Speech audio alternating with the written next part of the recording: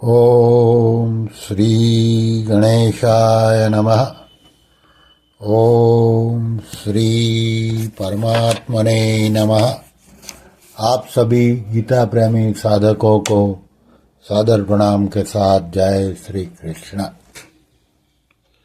आप सभी को निम्र निवेदन है कि हमारे हरेक विवेचन वीडियो को लाइक कीजिए, ज़्यादा से ज़्यादा लोगों में शेयर कीजिए और चैनल को सब्सक्राइब कीजिए। इसके साथ कमेंट बॉक्स में आपका कोई भी सूचन है, कोई भी मंतव्य है वो रखिए। आप कहाँ से देख रहे हैं वो जगह का नाम लिखिए और कुछ नहीं तो कम से कम जय श्री कृष्ण लिख दीजिए। तो आज का जो विषय है वो गुणों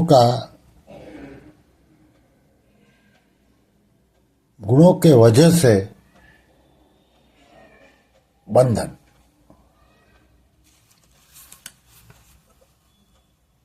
अध्याय 14 के श्लोक 5 में जीव प्रकृति जन्य गुणों से कैसे बंध है, इस विषय का प्रारंभ हुआ। तो ये श्लोक के लिए साधक संजीवनी में विशेष बात इस प्रकार कही है। शरीर के साथ जीव दो तरह से अपना संबंध जोड़ता है। नंबर 1, अभेद भाव से अपने को शरीर में बैठाना, जिससे मैं शरीर हूं ऐसा दिखने लगता है।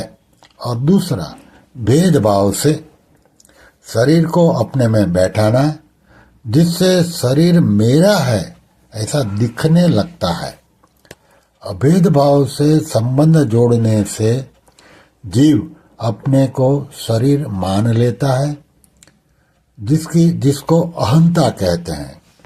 और भेदभाव से संबंध जोड़ने से जीव शरीर को अपना मान लेता है, जिसको ममता कहते हैं।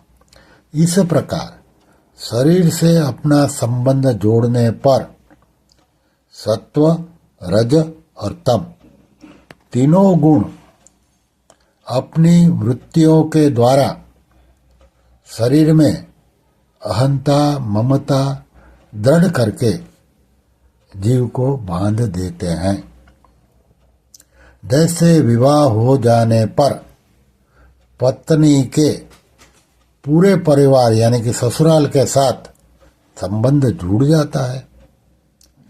पत्नी के वस्त्राभूषण आदि की आवश्यकता अपनी आवश्यकता प्रतीत होने लगती है। ऐसे ही शरीर के साथ मैं मेरे का संबंध हो जाने पर जीव का पूरे संसार के साथ संबंध जुड़ जाता है और शरीर निर्वाह की वस्तुओं को वह अपनी आवश्यकता मानने लग जाता है।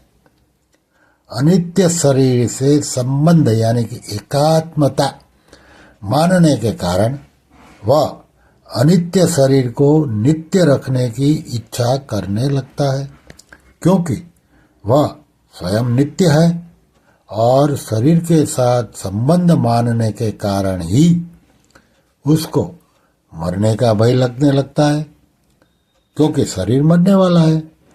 यदि शरीर से संबंध न रहे तो फिर न तो नित्य बने रहने की इच्छा होगी और न मरने का भय भी होगा। अतः जब तक नित्य बने रहने की इच्छा और मरने का भय है, तब तक वह गुणों से बंधा हुआ है। जीव स्वयं अविनाशी है और शरीर विनाशी है। शरीर का प्रतिक्षण अपने आप वियोग हो रहा है। जिसका अपने आप वियोग हो रहा है, उससे संबंध विच्छेद करने में क्या कठिनता और क्या उद्योग? उद्योग है तो केवल इतना ही है कि स्वतः वियुक्त होने वाली वस्तु को पकड़ना नहीं है। उसको न पकड़ने से अपने अविनाशी गुणातीत स्वरूप का अपने आप अनुभव हो जाएगा। श्री कृष्ण शरणम मम, श्री कृष्ण शरणम मम, श्री कृष्ण शरणम मम। ओम श्री कृष्णार्पणमस्तु।